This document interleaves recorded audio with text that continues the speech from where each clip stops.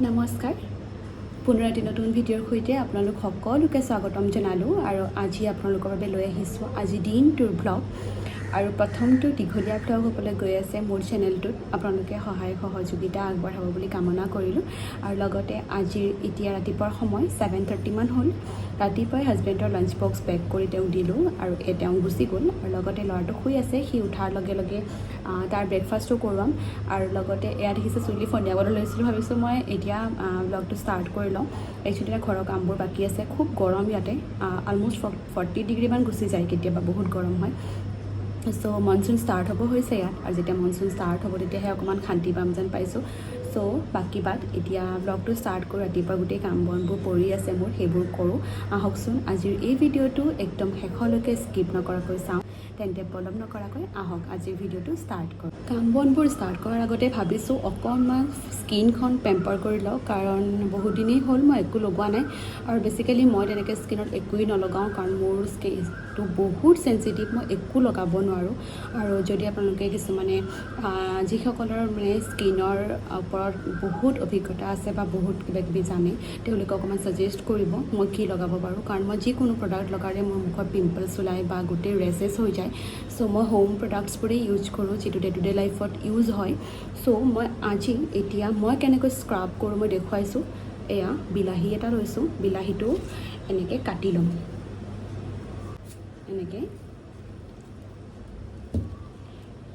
এনেকৈ কাটি ল'ম বিলাহীটো আৰু তাৰে ওপৰত মই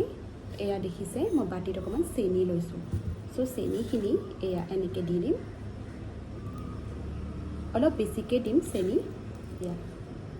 একদম ফিল কৰি লৈছোঁ চেনিখিনিৰ সৈতে দেখিছে নহয় এতিয়া মই গোটেই স্ক্ৰীনটোত ৰাব কৰি দিম এই চেনিখিনি মানে একদম মেল্ট হোৱালৈকে ৰাব কৰি থাকিম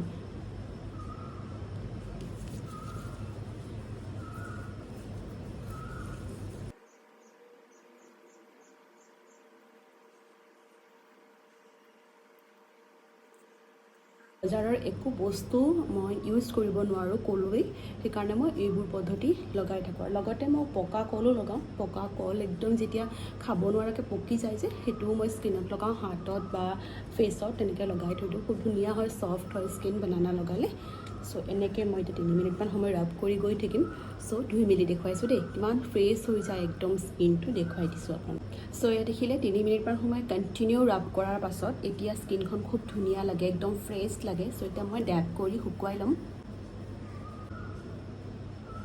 যেতিয়া স্কিনখন আমি মচোঁ বা টাৱেলা ব্যৱহাৰ কৰোঁ কেতিয়াও বেছি জোৰে কৰিব নালাগে একদম লাহে লাহে ডেপ কৰি গৈ থাকিব লাগে কাৰণ মোৰ স্কিনটো এনেও ক'লোৱে বহুত চেঞ্চিটিভ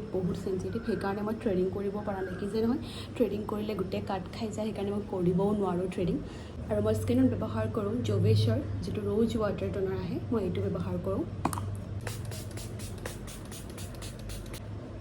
লগাই উঠি এনেকৈ ডেপ কৰি দিব লাগে মচি দিব নালাগে ধুনীয়াকৈ স্কিনটোৱে এবজৰ্ব কৰি ল'ব কাৰণ স্কাৰ্ব হৈ আছে স্কিনটো খুব ধুনীয়াকৈ এবজৰ্ব কৰি লয় চ' এয়া এইখিনিয়ে হৈছে মোৰ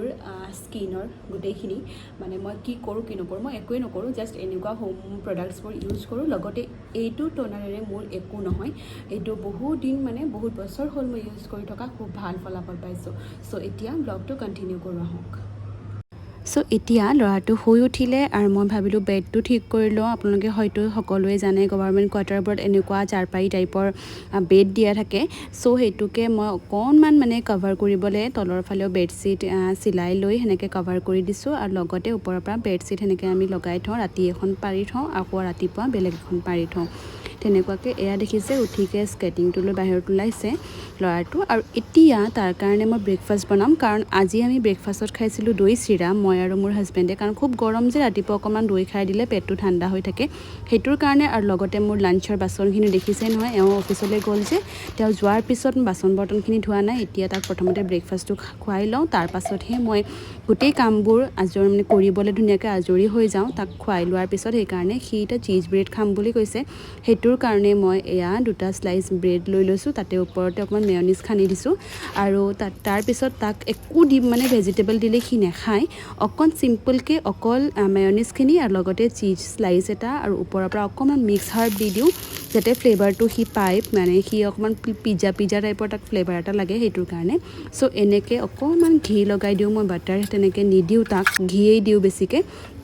চ' তাৰপাছত দুয়োফালে ধুনীয়াকৈ সেকি লৈ এয়া তাৰ চিজ ব্ৰেড ৰেডি তাৰ কাৰণে দি দিম সি ধুনীয়াকৈ ব্ৰাছ নিজেই কৰি তাৰ সি ফ্ৰেছ হৈ লৈ অকল ব্ৰেকফাষ্টটো খুব ধুনীয়াকৈ খায় এতিয়া কাৰণ স্কুল ছুটি হৈ আছে সিহঁতৰ একচুৱেলি আমাৰ ইয়াতে স্কুলবোৰ খুব ধুনীয়া টাইমত ছুটি দিয়ে এনেকুৱা গৰম এতিয়া আৰু এইটো সময়ত ছামাৰ ভেকেশ্যন খুব জৰুৰী হৈ যায় চ' 55 ডেজৰ বন্ধ আছিলে তাৰ পাছতে লাঞ্চ কৰি আমি অকণমান শুলোঁ ল'ৰাটোৱে আৰু মই তাৰপাছতে মই ওলাই আহিলোঁ সন্ধিয়াৰ সময়ত দেউতাক আহি পোৱাৰ পাছত মই খোজকাঢ়োঁ সন্ধিয়া সদায় খোজকাঢ়োঁ চ' এয়া দেখিলে আজিৰ ষ্টেপ আৰু কিমান কিলোমিটাৰ খোজকাঢ়িলোঁ দেখুৱাই দিলোঁ 8.5 অলমষ্ট 9 কিলোমিটাৰ মই খোজকাঢ়োঁ সদায় কিন্তু আজি অকণমান কমিলে চ' এওঁ অহাৰ পিছত এনেকৈ লাগি থাকে আৰু ল'ৰাটো এফালে এতিয়া মই ডিনাৰ প্ৰিপাৰেশ্যন কৰিছোঁ আৰু কি বনাইছোঁ কি বনোৱা নাই অকণমান দেখুৱাই দিছোঁ আটা লগাই থৈ দিয়া আছে আৰু এয়া চিকেন বনাইছোঁ আজি ৱেডনেছডে যিহেতু মই চিকেন বনাইছোঁ চ' এয়া